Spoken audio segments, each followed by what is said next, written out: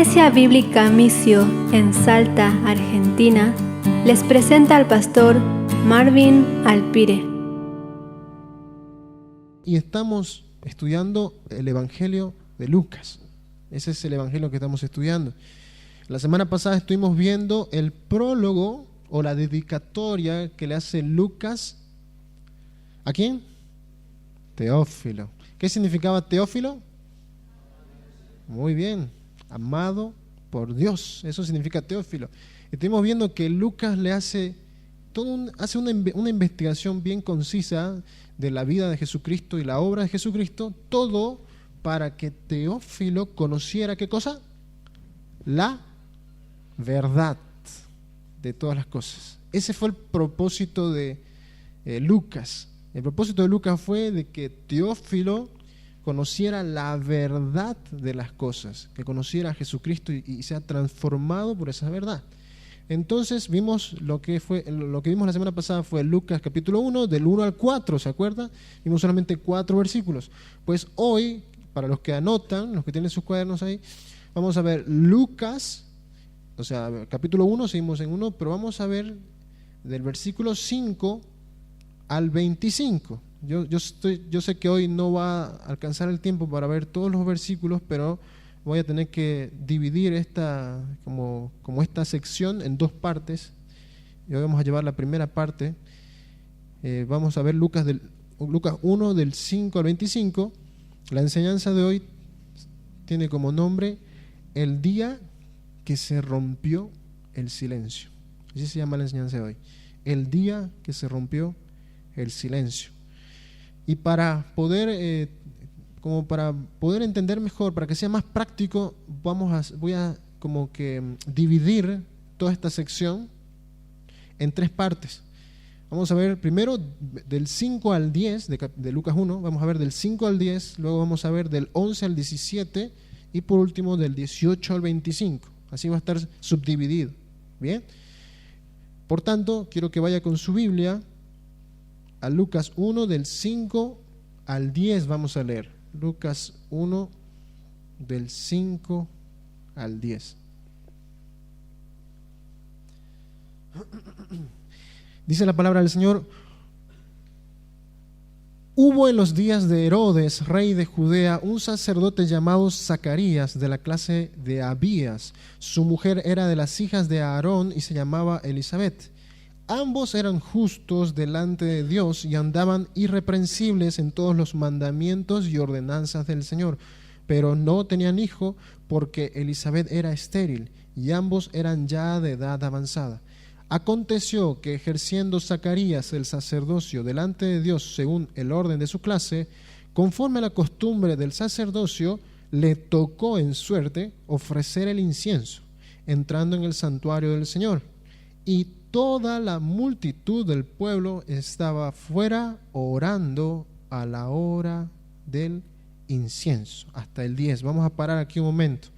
Para que nosotros podamos entender mejor todo lo que estaba pasando en ese momento que Lucas empieza a relatar, para que entendamos mejor todo el contexto,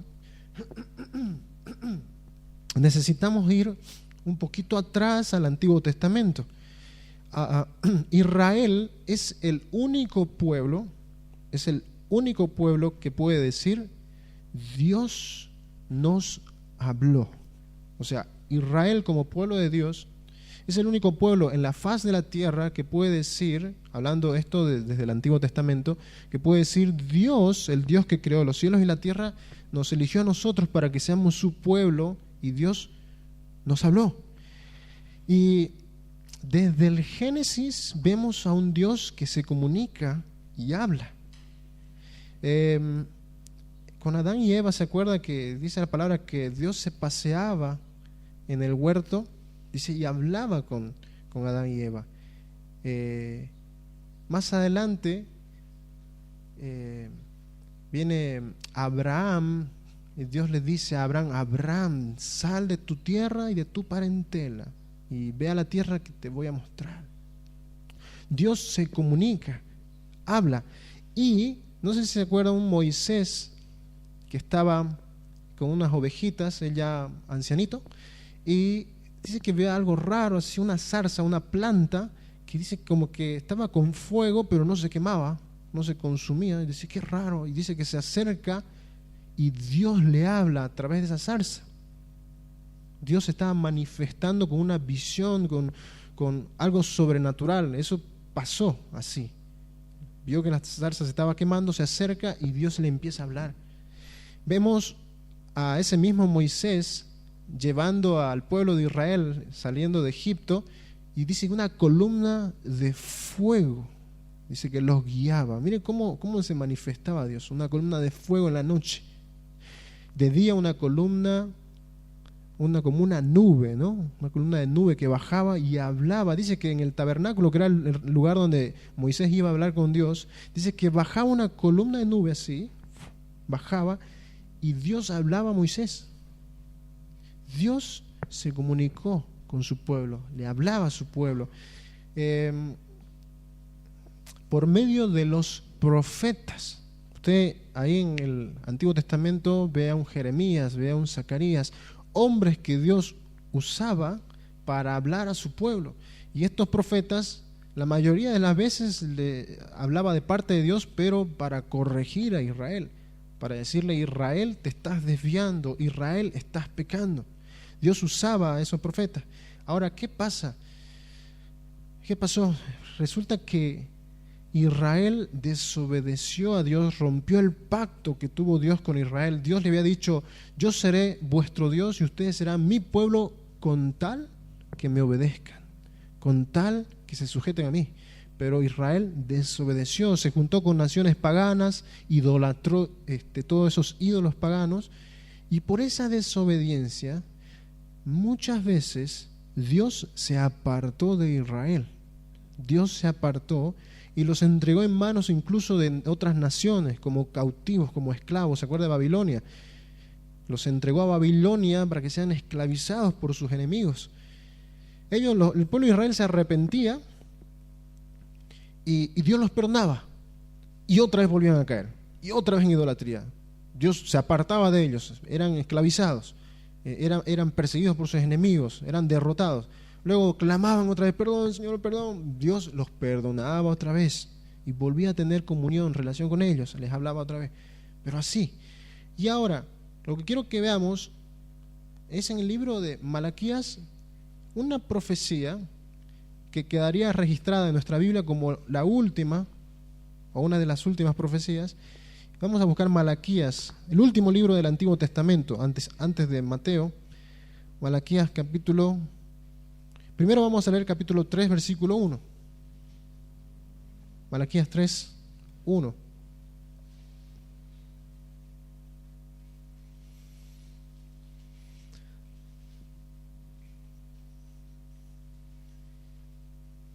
Malaquías 3, 1 dice, Dios hablando a su pueblo, dice: he aquí, yo envío, esto es una profecía, yo envío mi mensajero, el cual preparará el camino delante de mí, y vendrá súbitamente a su templo el Señor, a quien vosotros buscáis, y el ángel del pacto, a quien deseáis vosotros.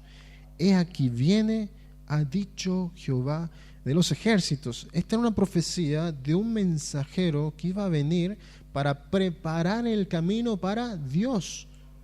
En este caso, para Dios hecho hombre, el Salvador. Ahora, más adelante, en Malaquías 4, 5 y 6, vamos a leer Malaquías 4, 5 y 6, ya lo último ya del libro. Miren lo que dice: he aquí, yo os envío el profeta Elías antes que venga el día de Jehová grande y terrible. Él hará volver el corazón de los padres hacia los hijos y el corazón de los hijos hacia los padres, no sea que yo venga y hiera la tierra con maldición. ¿Sabe que después de esto, esta profecía estaba diciendo: antes del día de Jehová, o sea, antes del fin, en los postreros días, envío yo a un profeta, dice, voy a enviar a un profeta, el cual dice, va a preparar el camino y va a hacer que el corazón se vuelva de los padres hacia los hijos, de los hijos hacia los padres. ¿Para qué?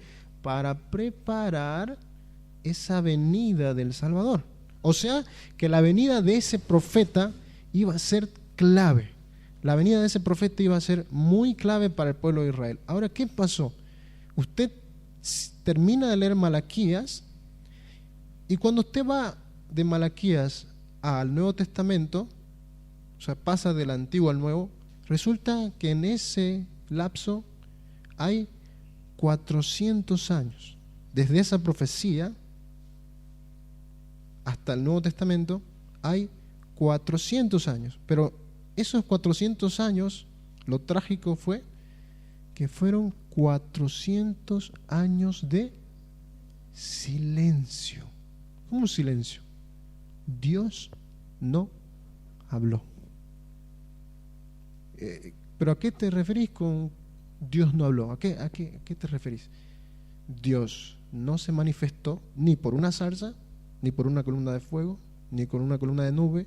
Dios no habló ni por profeta, ni en sueños, ni en visión, nada. El pueblo de Israel estuvo 400 años sin oír nada de Dios. Dios guardó silencio. La gente era como que se preguntaba, bueno, ya está la profecía, algún día va a venir el Mesías, el Salvador. Pasaban 50 años, bueno, ¿no escuchaste por ahí vos alguna profecía? ¿Alguien que dijo algo? No, nada. Ah, bueno, pasaron 100 años, alguien por ahí dijo, ¿algún milagro? ¿Un ángel por ahí? No han visto a alguien. No, nada. Ni visión, ni ángel. ¿Se acuerdan que en el Antiguo Testamento venía un ángel para anunciar algo? Daniel, ¿se acuerda de Daniel? Que viene el ángel y Daniel estaba orando ahí. Ninguna manifestación sobrenatural, nadie que pueda decir, he oído la voz de Dios, Dios me ha hablado, y que pueda hablar al pueblo, nada, silencio total. ¿Se imaginan lo que tuvo que ser para Israel, el pueblo de Dios, el pueblo del pacto? Ese pueblo que Dios le había hablado de muchas maneras. ¿Se imaginan lo que tuvo que ser para ellos no oír nada de Dios? No ver nada, ninguna manifestación. Fueron 400 años de silencio, un silencio frío, un silencio árido, lúgubre, seco, nada de Dios. Qué horrible que es ese silencio. Adán y Eva estaban acostumbrados a que Dios se paseara por el huerto y les hablara. Cuando pecaron, dice que cuando escucharon la voz de Dios que se paseaba por el huerto, ya no se alegraron. Imagínense poder escuchar a Dios todos los días y poder hablar con Dios todos los días. ¿No habrá sido un gozo eso, hablar con nuestro Creador? Y sin embargo, ahora que Dios quiere hablar y le busca a Adán, ¿dónde estás, Adán? Dice que fueron y huyeron. En vez de querer oír la voz de Dios, no quisieron oír la voz de Dios y se fueron a esconder. Eso es lo que produce el pecado. Produce que nosotros ya no oigamos la voz de Dios. Dios se aparta. Dios guarda silencio. Yo no sé si usted lo ha visto o le ha pasado, pero cuando el médico va a dar una noticia, va a dar un diagnóstico que no es favorable, el familiar es como que quiere saber, ¿no? Y le pregunta, doctor, ¿y mi mamá o mi esposa, y está bien? Y el médico guarda un silencio.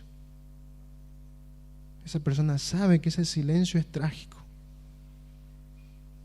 Sabe que ese silencio de ese doctor no le va a decir algo bueno, le va a decir algo malo. Qué terrible que son los silencios. El silencio que hay en un hogar cuando alguien muere. Hay un silencio frío en esa casa. Pero ¿sabe cuál es el peor silencio que puede haber?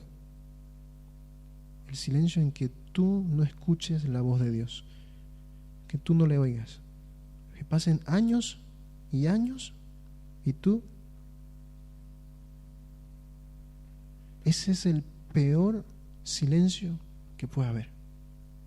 Y un cristiano, alguien que se ha convertido, no puede vivir así. No puede.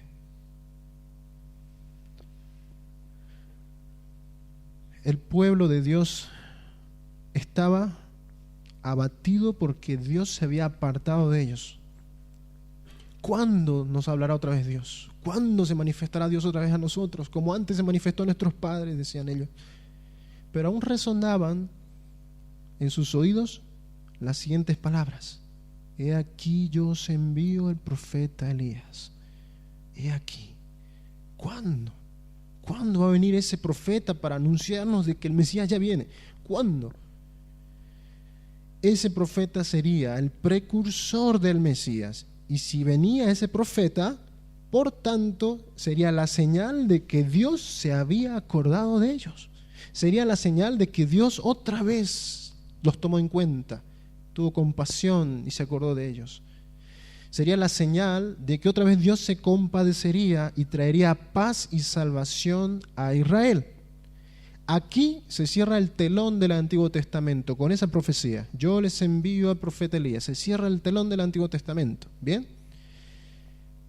Cuando se abre el telón del Nuevo Testamento, y usted abre Mateo o abre uno de los evangelios, cuando se inicia el Nuevo Testamento, la situación en Israel no había cambiado mucho como antes. Seguían siendo desobedientes, seguían siendo religiosos, fríos. Dios todavía seguía sin hablar a Israel, y lo peor de todo, estaban subyugados bajo el imperio romano. La situación incluso era humillante, porque los romanos les pedían tributo, les pedían impuestos a los judíos, y los judíos tenían que pagar sus impuestos a los enemigos, a los gentiles, ni más ni menos, gente que no son del pueblo de Dios. Venían algunos romanos y abusaban de los judíos, y el pueblo de Israel humillado. Nosotros, el pueblo de Dios, humillados así. Señor, ¿cuándo nos vas a librar de esto? Dios todavía en silencio, nada, ninguna manifestación, nada. Habían sido esos 400 años, habían pasado muchas cosas. Ahora no hay tiempo para ir específicamente a esos 400 años, pero hubieron guerras, revueltas, rebeliones. Israel, algunos de los israelitas no querían aceptar la idea de que eran de que estaban siendo sometidos, y decían: no puede ser, nosotros somos el pueblo de Dios, y se rebelaban contra el imperio, iban y peleaban y terminaban derrotados. Alguno que otro por ahí se levantaba diciendo: yo soy el Mesías. Se le ocurría la gran idea de que él era el Mesías. No, a mí Dios me reveló de que yo soy el Mesías, así que yo voy a liberar a mi pueblo.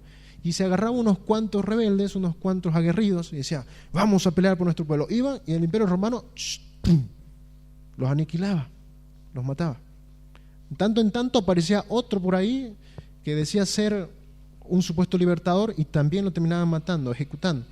Y así, de guerras, conflictos. Usted puede ver en las noticias, ¿no sigue Israel ahora en conflicto con Palestina?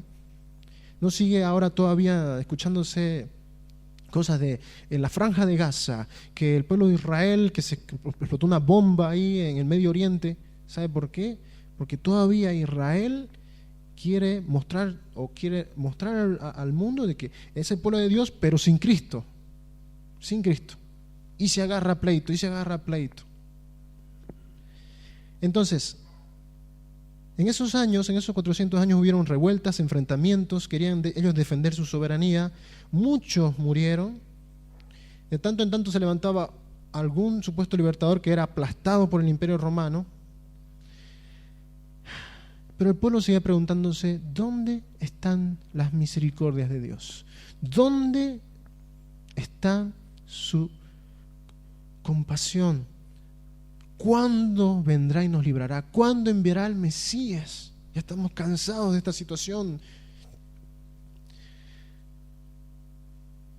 Ahí, en medio de todo esto, Dios no se le había escapado nada. Es más, Dios había preparado todo el escenario, todo, para Él irrumpir en la historia. Él permitió incluso que en esa época todos los imperios tuvieran un solo idioma, el griego. Él permitió de que todas esas regiones estuvieran gobernadas por un solo imperio, el Imperio Romano, lo cual permitía de que hubiera mucha libertad de movimiento entre todas las regiones. Uno podía movilizarse de aquí a allá porque todo le pertenecía a Roma. ¿Saben para qué facilitó eso? Para que el mensaje del Evangelio fuera predicado rápidamente. Por el hecho de que había un solo imperio y no habían barreras de fronteras, no habían fronteras, uno podía pasarse de aquí a Damasco, de aquí a Siria, de aquí a cualquier otro lugar, o sea, de Israel a otro lugar, fácilmente. ¿Por qué cree que Pablo hizo tantos viajes misioneros de aquí para allá y pudo llevar la palabra? Y él, hablando en griego, podía comunicar el Evangelio en cualquier parte, porque en todo lugar se hablaba griego. Dios había preparado la historia para ese momento. Dios lo tenía todo planificado. Y ahora, cuando entramos a Lucas, y Lucas empieza a relatar, sabiendo todo este contexto, ahora sí podemos leer el versículo 5. Y vamos a pararnos en ese punto de la historia. Lucas 1, 5 y 6 vamos a leer. Lucas 1, 5 y 6. Dice: hubo en los días de Herodes, rey de Judea, un sacerdote llamado Zacarías, de la clase de Abías. Su mujer era de las hijas de Aarón y se llamaba Elisabet. Ambos eran justos delante de Dios y andaban irreprensibles en todos los mandamientos y ordenanzas del Señor. Como buen narrador, como buen historiador, Lucas lo primero que hace es mencionarnos fecha, o si quiere llamarlo fecha aproximada, el contexto histórico, nos da personajes y nos da lugar. Nos describe muy bien Lucas esto, y él dice: hubo en los días de Herodes. Herodes es Herodes el Grande. Hubo otro que se llamó Herodes el Tetrarca. Bien, pero este es Herodes el Grande. Este Herodes el Grande se lo consideraba rey de Judea. Judea vendría a ser todo el territorio de Israel. Bien, Judea vendría a ser todo el territorio de Israel. Este Herodes el Grande, imagínense, un gentil gobernando el pueblo de Dios. O sea, Israel estaba siendo gobernada por alguien que no era judío. Si Augusto César era el rey del imperio, Herodes el Grande era el rey provincial. Era el rey que dominaba todo el territorio de Israel. Se le denominó el rey de los judíos, ni más ni menos, a este Herodes el Grande. ¿Y cómo era este Herodes? Según el historiador Flavio Josefo, lo denominó o lo catalogó de un hombre capaz, astuto, pero cruel.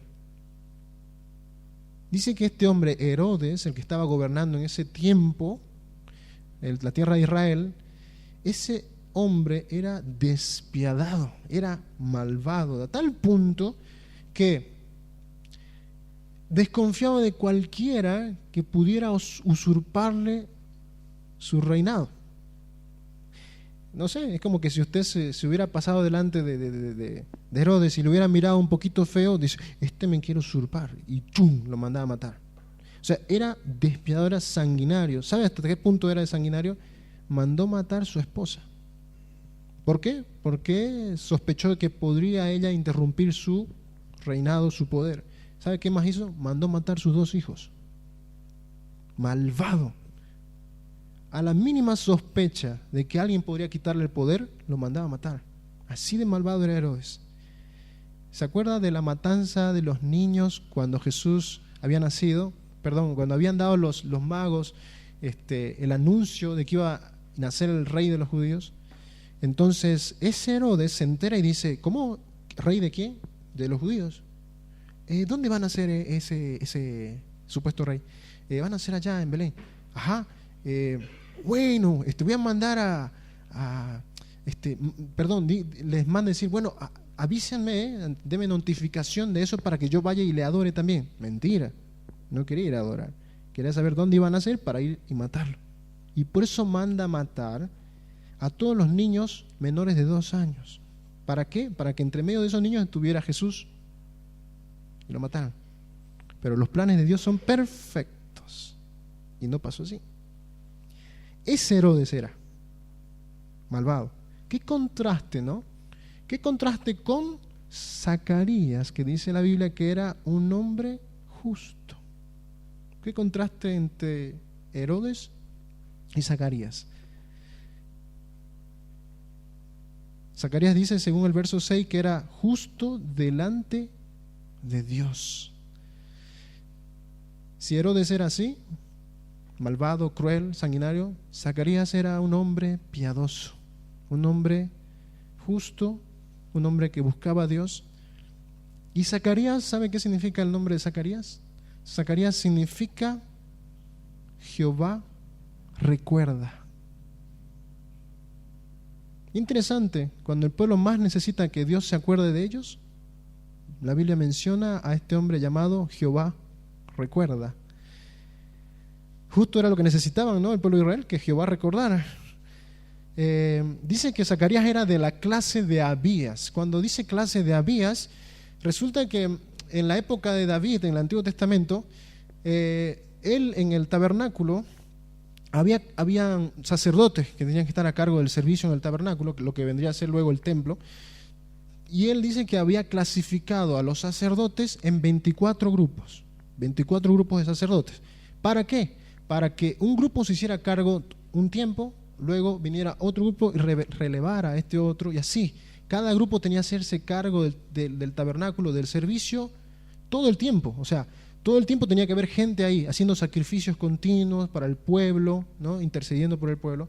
Por tanto, esas 24 divisiones, una de ellas se llamaba la clase de Abías.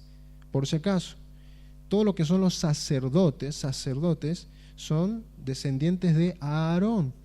Bien, los descendientes, Aarón fue el primero, ungido sacerdote de Dios. Luego vinieron sus descendientes y esos vinieron a ser sacerdotes, y los que eran levitas, que todos eran parte del pueblo de Leví, los que eran levitas de las tribus de Leví, eran solamente personas que colaboraban en el templo, bien, que servían en el templo, pero sacerdote solamente podía ser alguien de la descendencia de Aarón, sacerdote. Entonces dice que Zacarías era de la clase de Abías, quiere decir que tenía descendencia de Aarón, era un sacerdote y formaba parte de esos 24 grupos de sacerdotes.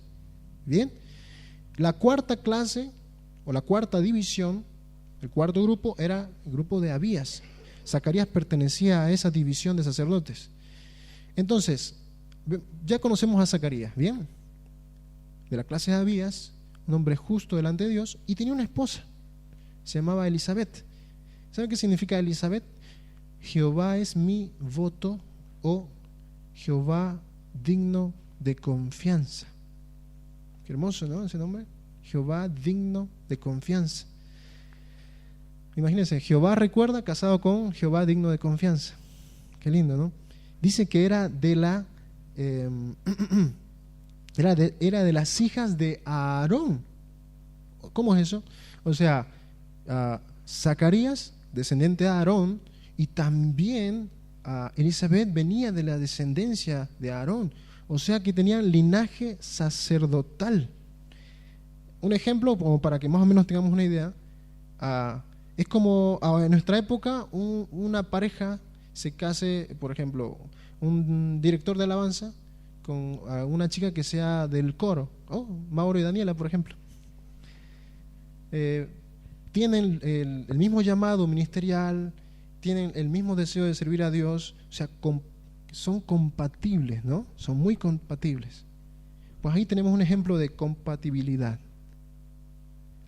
Zacarías y Elizabeth, justos, piadosos, temerosos de Dios, descendientes de un linaje sacerdotal, siervos de Dios que trabajan en el templo, o sea, eran así de compatibles. Qué hermoso. Elizabeth significa Jehová digno de confianza, era de las hijas de Aarón. No solo servían a Dios, sino que eran piadosos, eran irreprensibles, dice la palabra. Eso irreprensibles quiere decir que la gente no tenía nada que decir en contra de ellos. Por la conducta de este matrimonio, la gente, los vecinos, la gente que lo conocía, no podían decir, yo lo vi a Zacarías haciendo no sé qué, o Elizabeth, ni sabes cómo es Elizabeth. No podían decir nada de ellos. Eran irreprensibles. Un hermoso ejemplo, ¿no? Ahora mire el contraste. Israel totalmente en decadencia, endurecidos, fríos. Y ahí he aquí un matrimonio piadoso, temeroso de Dios. Dice que cumplían las ordenanzas de Dios. El contraste, un pueblo así, pero un matrimonio piadoso. Se cree de que ellos tenían que venir de muy lejos. O sea, en este caso Zacarías tenía que venir de muy lejos de donde vivía para ir hasta el templo a poder servir. Vivirían en una aldea humilde. Incluso se cree de que Zacarías, aparte de ser sacerdote, tuvo que trabajar en algún trabajo secular, carpintero, algo en la pesca o comercio, porque muchos sacerdotes tenían que valerse por su cuenta para poder sostenerse. Un matrimonio piadoso. Ahora miren lo que dice el versículo 7. Pero no tenían hijo porque Elizabeth era estéril y ambos eran ya de edad avanzada. Eso de no tener hijos, para esa cultura era algo terrible. ¿Sabe por qué? Porque para el pueblo de Israel, un signo de bendición de Dios eran los hijos. O sea, si un matrimonio tenía muchos hijos, era más bendición de Dios, era mucho más bendecido. Pero cuando no habían hijos en una casa, lo primero que pensaban ellos, con una mentalidad así, decían, seguramente han hecho algo habrán hecho, eso es castigo de Dios, castigo divino. Así pensaba la gente en esa época, y se burlaban incluso, y los menospreciaban a aquellos matrimonios que no tenían hijos. Qué duro para Zacarías y Elizabeth, viniendo de un linaje sacerdotal, viniendo de un linaje que sirve a Dios, que legalmente tendrían que ser como ese linaje escogido por Dios, que no puedan tener hijos. O sea, diría la gente, ¿cómo es eso? O sea, vienen de Aarón y son sacerdotes, bueno, Zacarías es sacerdote, sirven a Dios, pero no tienen hijos. Algo anda mal ahí. Seguramente han hecho cosas malas, seguramente no sé qué. Así era en esa época. Era algo muy duro para un matrimonio no poder tener hijos. En este caso, el por qué no tenían hijos era porque Elizabeth era estéril, no podía concebir. Esta era la causa de la carencia de hijos. ¿Sabe que ese motivo de esterilidad, esa esterilidad podría ser motivo, según los rabí de esa época, según esos maestros que habían, podía ser motivo suficiente para que Zacarías le pidiera divorcio? Para los rabí en esa época, los maestros eran, según por lo que dice la palabra, tenían un corazón, por el corazón endurecido que tenían. Ellos decían, ¿no te puede dar hijo? Pues divórciate. Así era ahí en ese tiempo. Pero Zacarías no se divorció de Elizabeth. Siguió firme en el pacto matrimonial. Y siguieron ambos buscando al Señor. Ahora imagínense cómo han de haber vivido este matrimonio. La mirada acusadora de la gente, el menosprecio de la gente, Elizabeth tener que soportar, aguantar miradas acusadoras de mujeres que sí podían tener hijos, burla, menosprecio, pero ellos se mantenían firmes, temerosos de Dios, piadosos. Y a esto se suma que dice que eran de edad avanzada. Se estima que ellos tenían entre 60 y 70 años de edad. O sea, si le sumamos la esterilidad a la edad avanzada, las posibilidades de tener hijos eran casi nulas. En casa de Zacarías y Elizabeth también había un silencio, pero este era un silencio infantil, no había un llanto de bebé, no había risas de niños, también había un silencio en esa casa. Imagínense Zacarías llegando del trabajo sacerdotal o de su trabajo secular, llegar a casa y no poder ver como en otras casas el juego de unos niños, las risas de unos niños. No tenían eso, había un silencio también en la casa de Zacarías y Elizabeth. Pero ¿sabe qué es interesante? Que Lucas, el escritor, nos introduce a esta historia y lo primero que nos dice es: eran justos, eran irreprensibles, eran temerosos de Dios. Por tanto, el hecho de que no tuvieran hijos no era porque estaban en pecado, no era porque había un castigo divino. Lucas lo aclara, pero desde ya, lo aclara muy bien. Dicen, ellos eran irreprensibles, por tanto, esa esterilidad no era castigo divino. Lucas nos introduce muy bien y incluso, miren lo que hace, nos pone de entrada en la historia, en el relato, nos pone de entrada a un matrimonio anciano y sin hijos. ¿Le hace recuerdo a usted? ¿A quién le puede recordar? A Abraham y Sara.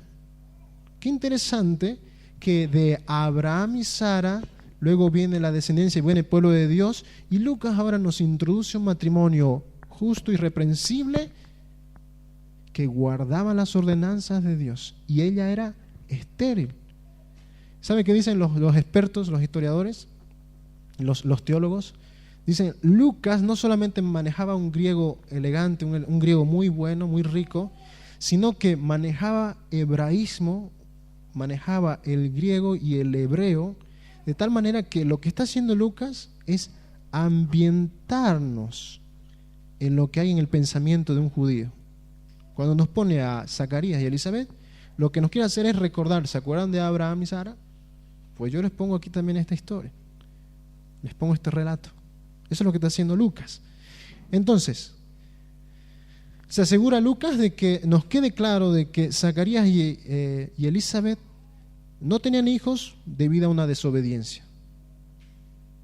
Bien, podría ser prueba de Dios o podría ser que Dios tenía un plan para eso, glorificarse. Versículo 8. Aconteció que ejerciendo Zacarías el sacerdocio delante de Dios según el orden de su clase, conforme a la costumbre del sacerdocio, le tocó en suerte ofrecer el incienso entrando en el santuario del Señor. Y toda la multitud del pueblo estaba afuera orando a la hora del incienso. Aquí tengo que retomar lo de los sacerdotes. ¿Saben por qué?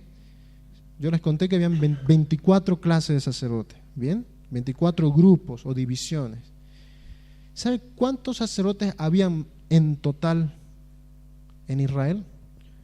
Cerca de 18 a 20 mil sacerdotes. 18 a 20 mil. Eran muchísimos. Y si sacamos cálculos matemáticos, 18 a 20 mil sacerdotes dividido en 24 clases da alrededor de 800 y pico. En el grupo de Zacarías habían 830 más o menos sacerdotes, eran muchísimos en cada grupo. Resulta que a un grupo le tenía que tocar solamente 2 veces al año trabajar en el templo, 2 veces. Y esas 2 veces eran separadas, uno en una fiesta importante y otro en otra fiesta importante religiosa. Y en cada vez que iban solamente era una semana de servicio. De ahí volvía a pasar un tiempo y les tocaba el otro servicio otra semana, nada más, en el año. Nada más. Y si le sumamos a eso, cada semana se sorteaban quienes iban a ir a servir de esos 800 y pico en el templo. O sea que eran unos pocos los afortunados que les tocara entrar a servir en el templo. Eran muchos sacerdotes. Resulta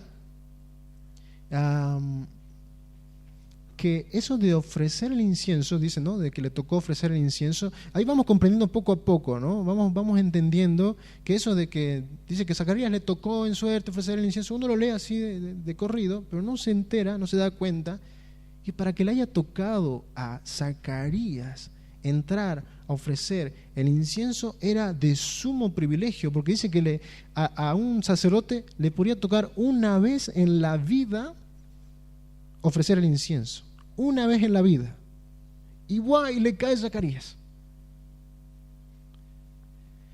Dice ahí, le tocó en suerte, ¿no? Habrán hecho un sorteo, pero Dios está incluso detrás del azar y de la suerte. No hay suerte aquí. Dios es el que maneja las situaciones. Imagínese si fuera, usted conoce los dados, ¿no? O sea, uno los lanza los dados, dice, ¡pum!, salió 4. Ah, el elegido, ¿no? Salió 4. Dice, qué suerte, ¿no? Qué suerte, uno dice, no, qué suerte, no hay suerte. Dios incluso agarra el dadito ese, y que salga el 4. Él es que controla todo. No hay eso de azar, es Dios que mueve todo. Entonces, dice que a Zacarías le tocó en suerte ofrecer el incienso. Esto es muy importante. El incienso era ofrecer el incienso era el momento más solemne del culto en el templo. Dice que todos los días había oficio religioso, en la mañana y en la tarde. Se sacrificaban animales para cubrir los pecados del pueblo, ¿bien? Y dice que sacrificaban el animal, se lo quemaban, lo consumían quemándolo. Dice que con esos carbones ellos transportaban, dice, 2 ayudantes que tenía Zacarías. Uno de ellos transportaba un montón de carbón, y otro tenía un incenciario, tenía un recipiente donde estaba un polvo aromático. Bien, entonces ese momento era muy, muy importante para el pueblo. Luego que habían sacrificado al animal, luego que habían hecho el sacrificio, el pueblo esperaba el momento del incienso. ¿Por qué? Porque dice que pasaba el sacerdote, dice que uno de los ayudantes ponían el carbón en un altar, y luego el otro ayudante ponía el polvo encima de esos carbones encendidos, y dice que se quemaba y emanaba un humo que subía, y tenía una fragancia ese humo, un olor fragante, dice que emanaba de ahí. ¿Eso sabe qué simbolizaba? Simbolizaba las oraciones del pueblo y la gratitud del pueblo. En ese momento era como si el pueblo estuviera diciendo, Señor, gracias porque has perdonado nuestro pecado. Gracias, Señor, y elevaban sus oraciones. Entonces en ese momento era muy importante. Dice que el sacerdote llegaba hasta, imagínense esta cortina, imagínense que detrás de esta cortina está el lugar santísimo, ¿bien? Como que era el lugar donde estaba la presencia de Dios. Dice que nadie podía entrar ahí, solamente el sumo sacerdote una vez al año, solamente. Entonces este Zacarías, en esa ocasión, que era un día común y corriente como el de hoy, le tocó a él ofrecer el incienso. Dice que llegaba hasta la parte más cercana de esa cortina que separaba, a la parte más cercana, ahí al lado. Y ahí dice que echaban una vez el polvo, se elevaba ese olor. Dice que los ayudantes se salían y quedaba solo Zacarías. En ese momento Zacarías, una vez que se elevaba, él elevaba una plegaria, elevaba una oración a Dios de agradecimiento. Y luego tenía que salir rápido, porque dice que podría haber algún accidente o que se pudiera quemar algo. Entonces él elevaba la oración y salía rápidamente luego, y una vez que se paraba delante del pueblo, dice que daba una bendición al pueblo. ¿Ok? Así de importante, era muy solemne ese momento. Entonces, sabiendo cómo era esto, dice que la multitud estaba afuera orando. ¿Bien? Estaba afuera orando. Pero resulta que Zacarías se atrasa. Dice que Zacarías como que se demora. Algo está pasando. ¿Por qué tarda Zacarías en salir? ¿Por qué hubo esa demora? ¿Por qué hubo ese atraso? Versículo 11. Y se le apareció un ángel del Señor puesto en pie a la derecha del altar del incienso, y se turbó Zacarías al verle y le sobrecogió temor. Pero el ángel le dijo: Zacarías, no temas, porque tu oración ha sido oída, y tu mujer Elizabeth te dará a luz un hijo, y llamarás su nombre Juan, y tendrás gozo y alegría, y muchos se regocijarán de su nacimiento, porque será grande delante de Dios.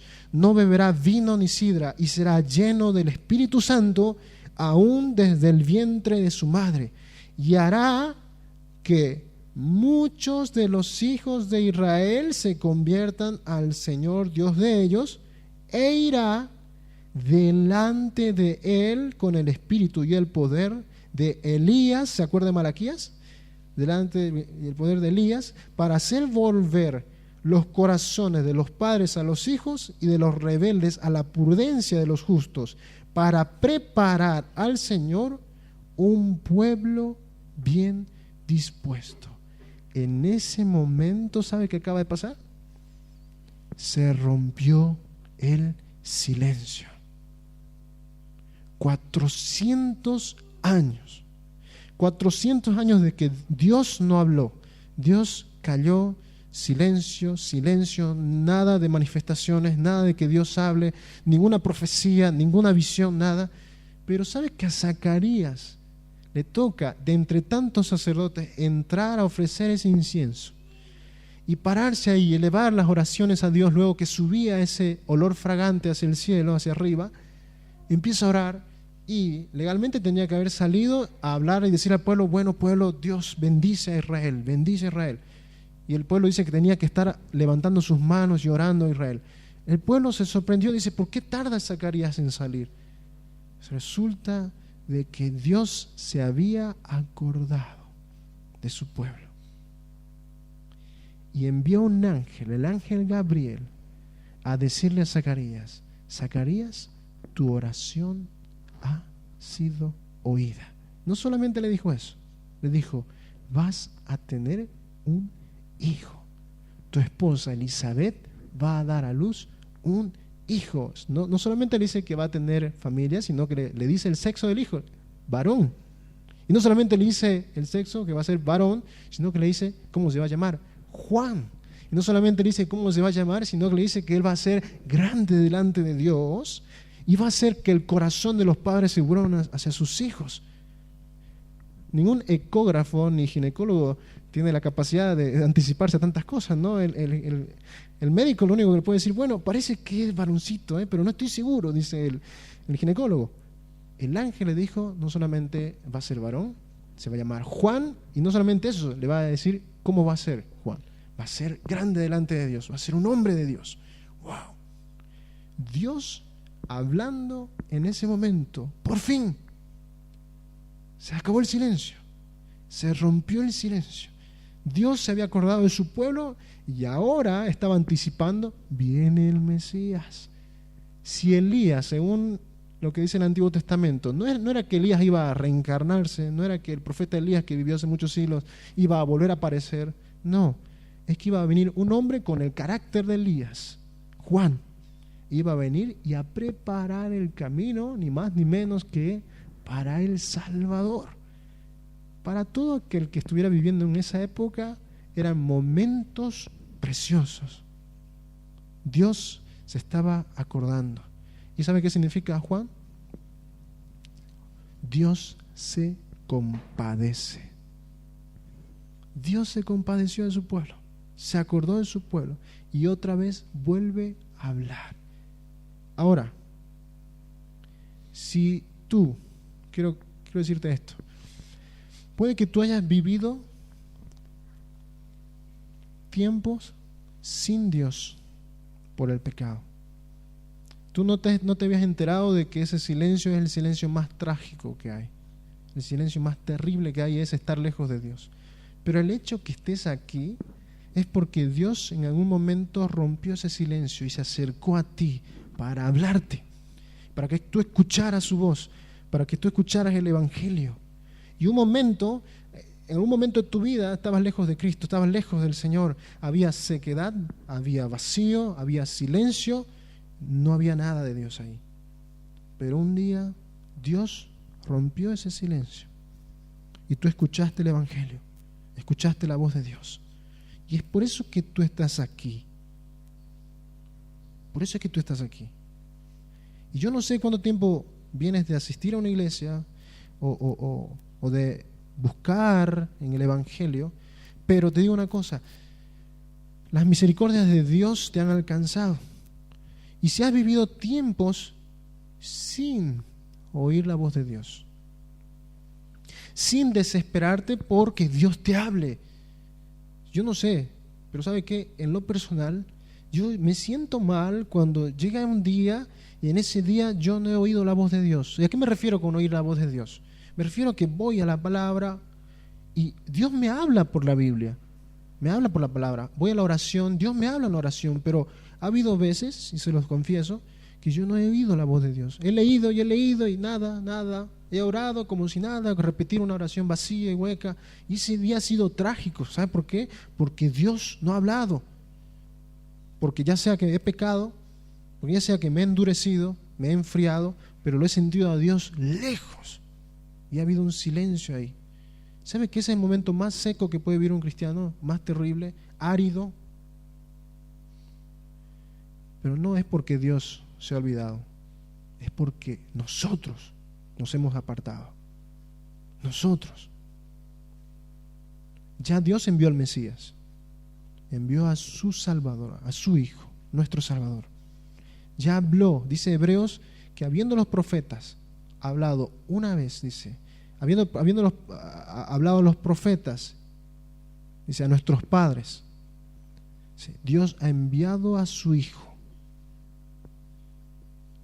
para hablarnos. Entonces, si tú te has alejado, si tú no estás oyendo, discerniendo la voluntad de Dios, si tú estás árido, seco, es porque tú te has alejado. Tú tienes que regresar a la fuente de vida. Tú tienes que ir a Él y tienes que oír la voz de Dios. No puede haber silencio en tu vida.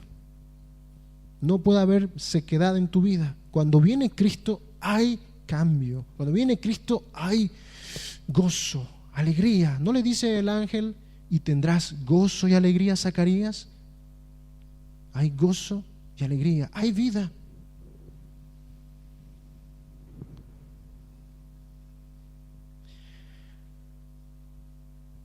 Para terminar, quiero que busquemos Isaías 35. Hay una profecía y quiero que la leamos, Isaías 35.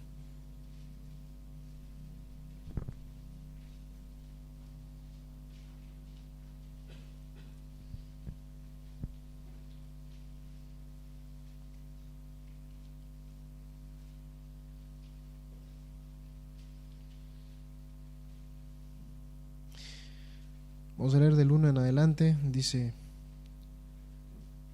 Isaías 35:1. Miren lo que dice: se alegrarán el desierto y la soledad.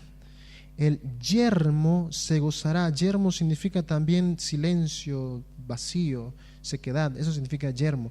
El yermo se gozará y florecerá como la rosa. Florecerá profusamente y también se alegrará y cantará con júbilo. La gloria del Líbano le será dada, la hermosura del Carmelo y de Sarón. Ellos verán la gloria de Jehová, la hermosura del Dios nuestro. Fortaleced las manos cansadas, afirmad las rodillas endebles. Decid a los de corazón apocado, esforzaos, no temáis. He aquí que vuestro Dios viene con retribución, con pago. Dios mismo vendrá y os salvará. Entonces los ojos de los ciegos serán abiertos y los oídos de los sordos se abrirán. Entonces el cojo saltará como un ciervo y cantará la lengua del mudo, porque aguas serán cavadas en el desierto y torrentes en la soledad. El lugar seco se convertirá en estanque y el sequedal en manaderos de aguas. En la morada de chacales, en su guarida será lugar de cañas y juncos.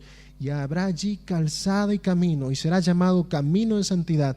No pasará inmundo por él, sino que él mismo estará con ellos. El que anduviera en este camino, por torpe que sea, no se extraviará. No habrá allí león, ni fiera subirá por él, ni allí se hallará, para que caminen los redimidos. Y el versículo 10 dice: los redimidos de Jehová volverán y vendrán a Sión con alegría, y gozo perpetuo será sobre sus cabezas, y tendrán gozo y alegría, y huirán la tristeza y el gemido. Eso es lo que pasa cuando Cristo viene a la vida de alguien. Se va la tristeza, la sequedad y el silencio. Si no estás oyendo la voz de Dios, tienes que volver a Él. Tienes que volver a Él y desesperarte por oír la voz de Dios. No puede haber silencio en tu vida. Oremos. Señor, porque tú has sido bueno, Padre, porque tú eres misericordioso. Es por eso que podemos hoy saber, Señor, conocer. Porque tú has sido misericordioso, es que ahora podemos conocer tu plan perfecto. Que hoy podemos venir aquí, reunirnos y aprender de ti, Señor. Pero si ha habido silencio en nuestra vida, Señor, si ha habido sequedad y vacío, si nos hemos apartado, Señor, si no estamos oyendo tu voz cada día, Señor, si nuestros corazones se han endurecido como Israel y estamos dejándonos oprimir por nuestras ansiedades, por los problemas, hemos dejado que las situaciones nos gobiernen, hemos dejado que lo de afuera tome el control. Hoy pedimos perdón, Señor. Hoy volvemos a ti. Hoy clamamos, Señor, para que ese silencio se rompa. Que tu palabra, Señor, podamos oírla, Señor. Que tu voz, Señor, podamos oírla. Que vayamos a la Biblia, Señor, y tú nos hables. Que nos hables, Señor. Que sea, como dice tu palabra, ese manantial de agua, Señor. Que en lugar de sequedad, Señor, haya un río, haya un torrente de agua, Señor. Que en lugar de desierto, Señor, haya un manantial de aguas vivas, frescas, puras, Señor. Por favor, Señor, te pido que en medio de los corazones duros y secos, Señor, tu palabra, Señor, tu Espíritu Santo se mueva, Señor, y sea, Señor, rompiendo esa sequedad y ese silencio. Que los corazones que están aquí, Señor, no se acostumbren a ese silencio, Señor. Que los corazones que estén aquí se desesperen por oírte, se desesperen por conocerte. Que vayan a tu palabra y te conozcan, Señor. Que vayan a la oración y te busquen en oración. Señor, haznos un pueblo necesitado de ti, Señor. Haznos un pueblo que clama, un pueblo que necesita conocerte, oírte, Señor. Gracias por tu palabra. Gracias, Señor, por tu verdad, Señor. Gracias por este tesoro que es tu palabra, Señor. Gracias, Señor. Ayúdanos, Señor. Danos, Señor, de tu espíritu para vivir como Zacarías y Elizabeth, Señor, que eran piadosos, que eran temerosos de ti, Señor. Danos de tu Espíritu Santo para poder ver ese ejemplo y vivir, Señor, de esa manera, buscando tu justicia, buscando la santidad, buscando tu obediencia, Señor. Gracias, Padre. Enséñanos, Señor. Gracias, Señor. En el nombre de Jesús. Amén. Amén. Esta prédica fue dada por el pastor Marvin Alpire. Para más recursos, visítenos en www.misiosalta.com.